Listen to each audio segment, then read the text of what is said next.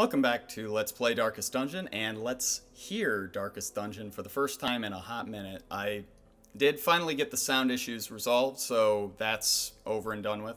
Thank you for bearing with that nastiness. I am going to be spending a little bit of time outside of the courtyard because, as I noticed when I attempted to hop in there, you need an invitation, which we do not have. So, it's my understanding, it's my understanding that there is a infestation level that's going to continue to increase. Once it hits high, at that point we'll be able to actually go and fight enemies that like drop invitations. So I did a little bit of research because I just didn't want to be, sitting around like just putting things up my butt while playing Darkest Dungeon and, just wasting everybody's time because I'm too proud to find out exactly how we advance the plot. So let's keep going. It's my understanding as well that they also put in, don't think we need that they released a patch today, June the 21st, that basically makes the infestation level rise much faster. I think a lot of people complained, and rightfully so, that it takes for goddamn ever for those for the infestation level to rise, because after we did the courtyard, I looked up how to keep going, and yeah, okay, so we just have to do regular runs and we'll just get the infestation level up naturally. I did 10 runs yesterday and we didn't make a lot of headway, so a little bummed about that. A little bummed that I didn't switch up his abilities. That was foolish. Please? Oh, that sucks. Well, that really sucks. I don't even know where to begin. Oh, okay, because I didn't increase my light level. This is not a great start, although he does have the ability to cure disease on himself, so it's not catastrophic, but this is obviously not the way we'd like to start. And the Flagellant is a puzzle box that I am gonna need to take some time with, because I'm really not sure how you make this character pop. Really, honestly, truly, I see a ton of potential in this guy, but I don't know how to take advantage of it. Some of his skills are locked behind, where is it? Oh yeah, so valid below 50% HP. So I think two of his skills are locked behind being low HP, which is really interesting. It's super interesting, don't get me wrong, but that seems really risky, and I like the idea of building a character that is designed, around that risk-reward proposition. That's awesome. I'm really glad that they're trying new things and experimenting with different archetypes, because I said before, before the Crimson Court was but a twinkle in Red Hook's eye, that the last thing that we needed was more damage classes. We've got plenty of those. We've got the Arbalist, we have, the Hellion, we have, there we go. We have the Leper. There's lots of ways to do damage in this game. Damage is not the problem. However, there are a ton of utility classes, for instance, the Houndmaster. The Cultist is just, a great character because he's got so much going for him. He just has the ability to do everything at least competently, which is, it's great. It makes him a very fun type of character to use. I think blind fire is, I thought it was a good idea because we're going to get a kill here, and then she's going to go first, and we're going to get another kill, I hope. There we go. Destroyed. But yeah, there's really only so many ways that you can reduce the enemy HP. You know, you can't make it novel forever. Eventually, you kind of just run out of ideas. I don't think we touched this. And yeah, like some of the ideas that they've had for character classes that are utility, like the Antiquarian, I don't, like, again, I'm not sure I get. The Houndmaster was the one that really kind of finally clicked for me, and I was just had this eureka moment, like, oh my god, I get it. Like, I totally understand how this character works. Eradicated. And I haven't had that with the Antiquarian yet, like, by a long shot. But the fact that there are those, you know, kind of unique, quirky, specialized or use-specific classes in the game, just a masterstroke. And the game is richer for having more stuff like that. I think we attack the front because our Arbalist can swing on the back. Right? As a matter of fact, yeah, let's do that. One thing that I realized when I was playing Darkest Dungeon yesterday, just trying to advance the plot, well, that was a huge mistake. Definitely should not have split my efforts up like that. I think I had a maybe unrealistic perception of how much damage I was going to be able to do. Not that much. Nah. But this does give us an opportunity to... Sure. You and me. Bros to the end. Oh, that's so cool. So, like I said, I'm not 100% sure that I, like, fully understand how to make the best use of the Flagellant. Actually, no, strike that. I am certain that I do not know how to make the best use of the Flagellant. But that character type is really, really compelling, and I want to learn how to use him well, because he's the sort of character that you look at and you're like, there's potential here. This guy is going to be good. Now, I wonder if this buff is going to make his self-heal do more than the... what is it? Like, No, this is for science, so we're going to delay here. Alright, let's... actually, just one is not terrible. But okay, so should be 40%. So what would we be expecting? About like 14? You. Yes. Oh my god. Okay, so I think there's definitely a very strong, like, positive synergy between the Arbalist and the Flagellant. Good to know. Science.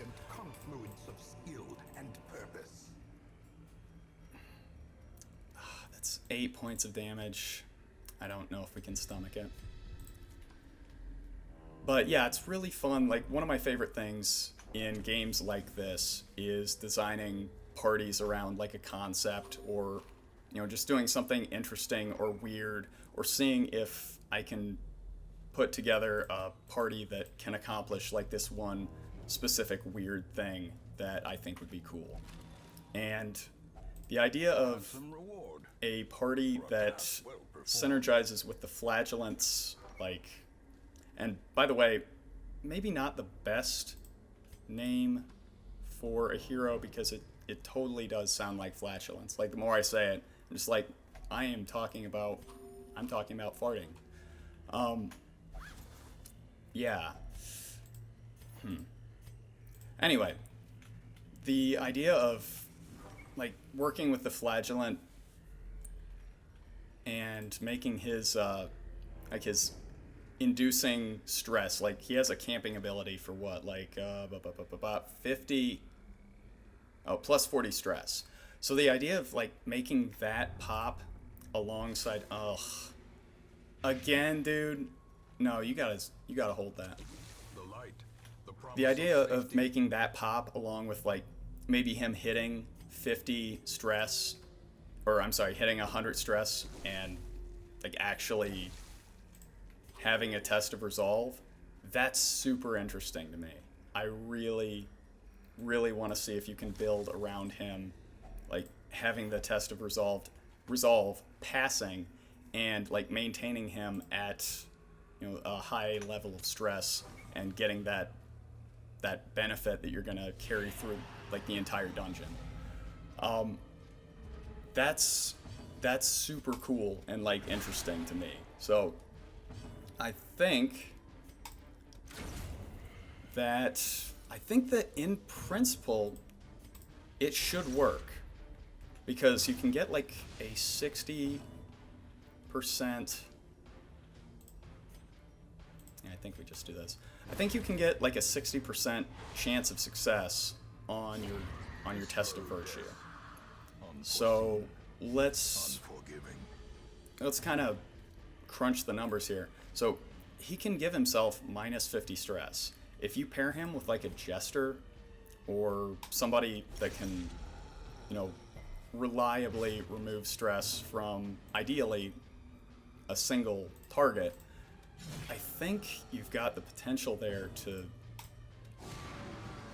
put yourself in a situation where you have that test of resolve, and if you don't pass, you can camp, knock off about 60 stress just from feasting and having the Flagellant like use his camping ability. Then you have the Jester. I think he can probably do 15 because actually I think he can do 15 because I think his like turn back time camping skill does 30, like minus 30 stress under normal circumstances, and then if you're having, like if you have an affliction because you failed a test of resolve, then I think it's half. But you see what I'm getting at here. Basically, you put yourself in a situation where you get 2 attempts at a test of resolve, and you try and get as much value as you can out of hopefully winning one of those bets. So, you know, 2 60% chances to get a virtue. Not the best odds, but not terrible. So we're gonna have a Cheruchian Satchel coming up, so I think we actually camp. But yeah, I told one of my buddies who's like into Darkest Dungeon, in the sense that he keeps up with it, but he doesn't play it. A real Let's Play fanatic. We should save. Okay, 1. But yeah, definitely a man after my own heart. But he keeps up with Darkest Dungeon, and he hasn't or hadn't heard anything or been keeping up much with like the DLC. So I told him about how the Flagellant worked, and his reaction was the same as mine, just like, oh my god, that's the coolest idea ever. How do we make this work? You know, he actually was the guy that I bounced ideas off of when we finally had that breakthrough, like, eureka, oh my god, here's how you make the Houndmaster not a piece of shit and instead one of the best classes in the game. And yeah, he suggested like using the Crusader as the character that you kind of pool all of your stress on, and you basically try and induce him to have the test of virtue because his trinkets work very well for, you know, that sort of play style, like, you know, surviving a test of resolve. And I think... Did I just walk into a trap on purpose? Oh my god. I totally did. I'm dumb.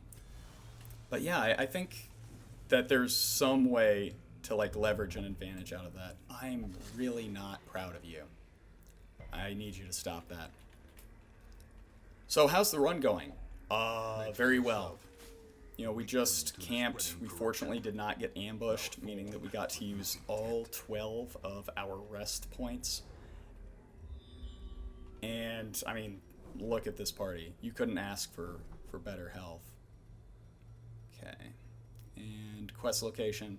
Alright. So, we can actually finish if we want to, but we don't want to. We're gonna try and get a little bit more treasure out of this because we'd honestly be coming out of here with some pretty slim pickings if we just leave now.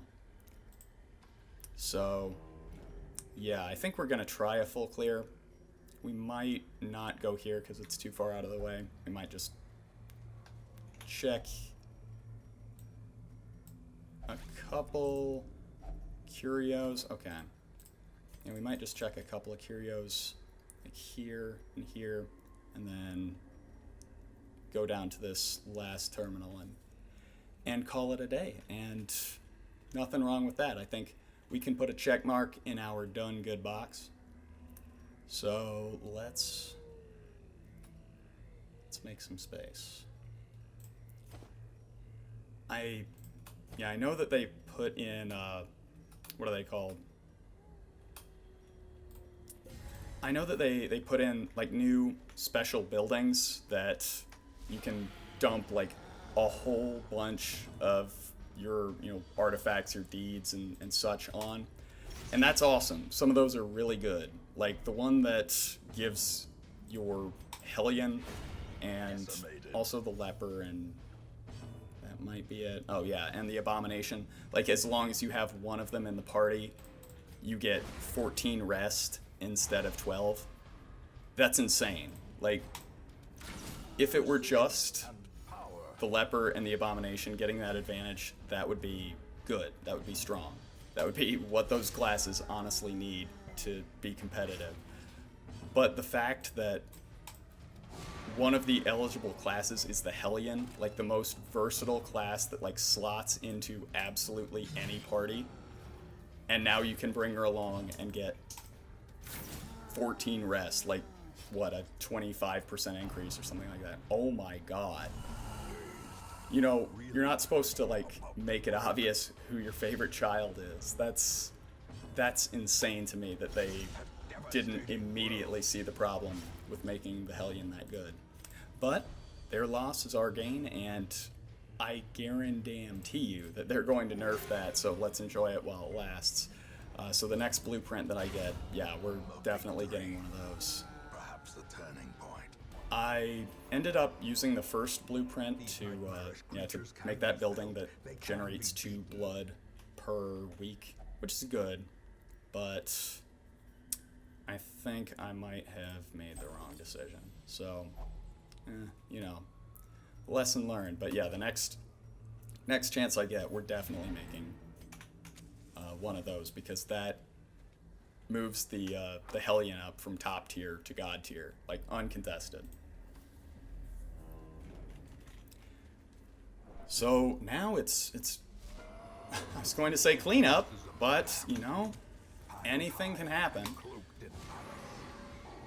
Honestly, the one thing that kind of sucks about this is that we don't really have the sort of party that's able to like mow down an enemy in the front row.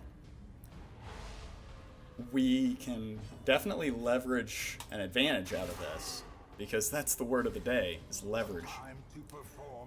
But yeah, we're not really gonna get a chance to slug the collector that badly. Oh, they did also fix a nasty little bug that was making the collector and abomination, or the collector and the shambler, show up as their like level 1 versions, or their novice level versions, rather than a veteran or like a champion level. whoopsie daisy. Like, they fucked up because,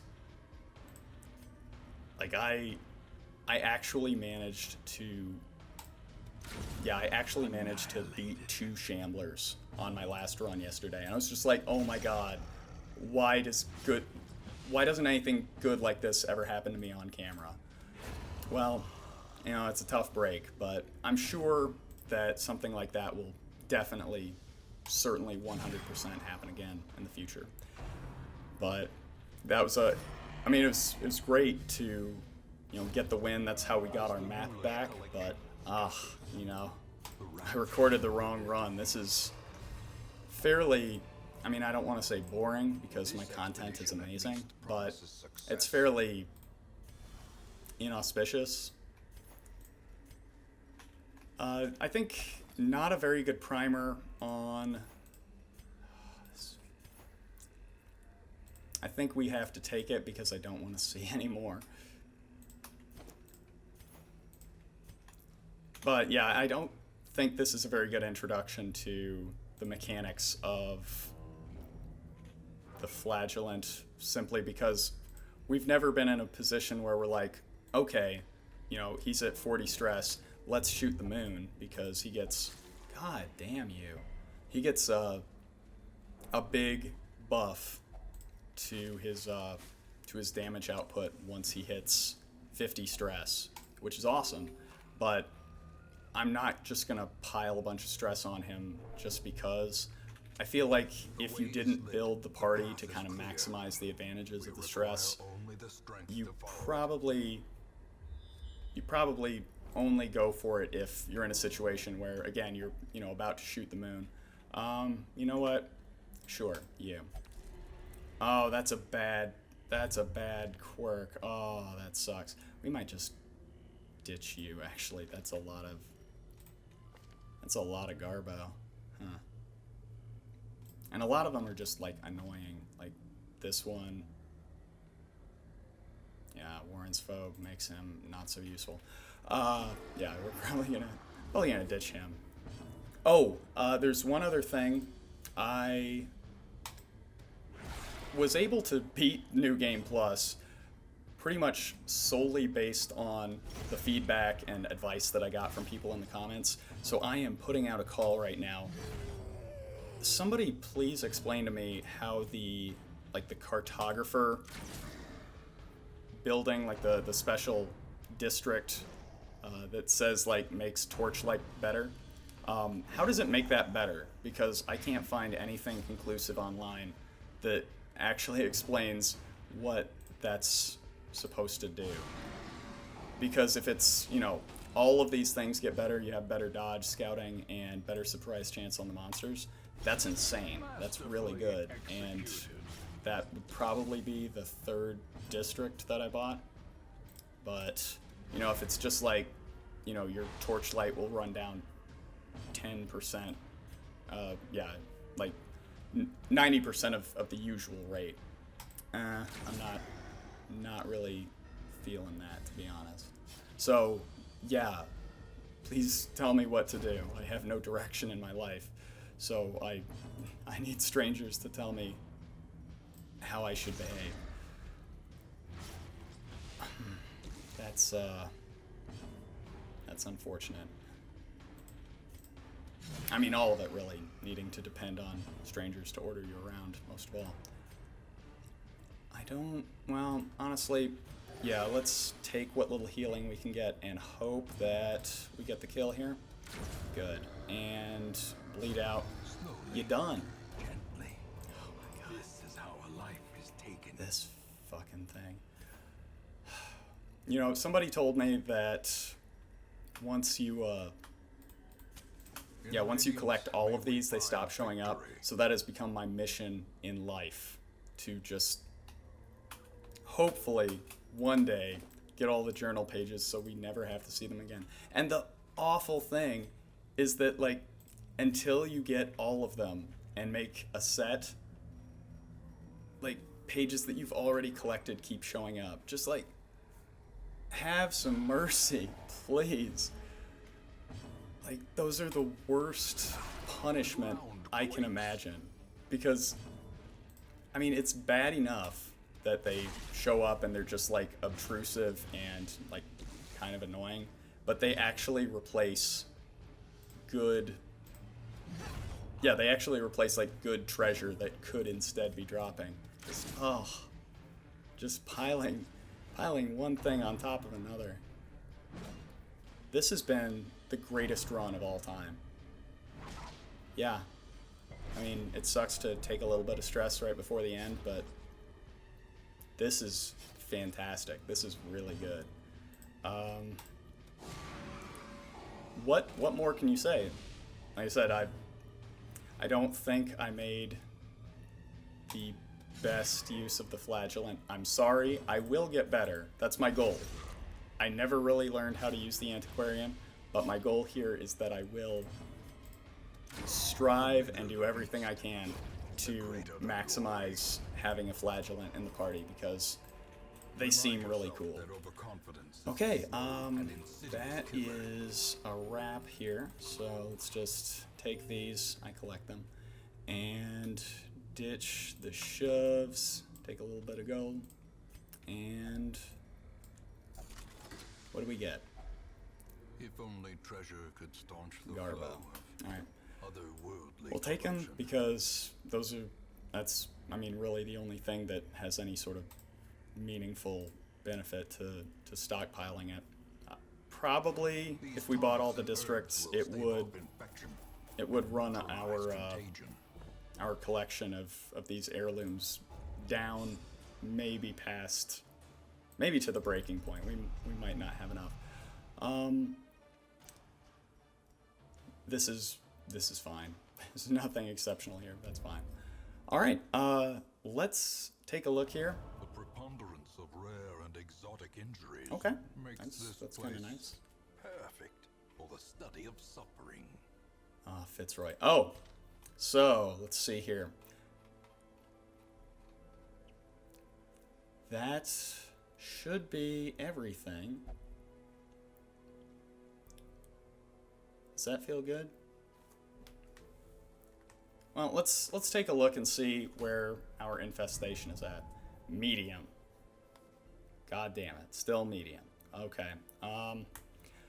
Any interesting treasures for going on? Okay, these are new. I like these Crimson Curse trinkets. I don't know if I'll ever actually get much benefit out of them, but that's another thing that I'd kind of like to try because it seems like, yeah, you can sort of specialize in that one particular dungeon, which is good because word around the campfire is that's really, really hard.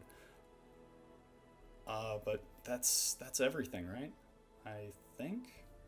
So I just want to thank you very much for watching, and next time, hopefully, I'll have actually unlocked the next part of the courtyard. For now, thanks for watching, and I'll see you next time. Bye.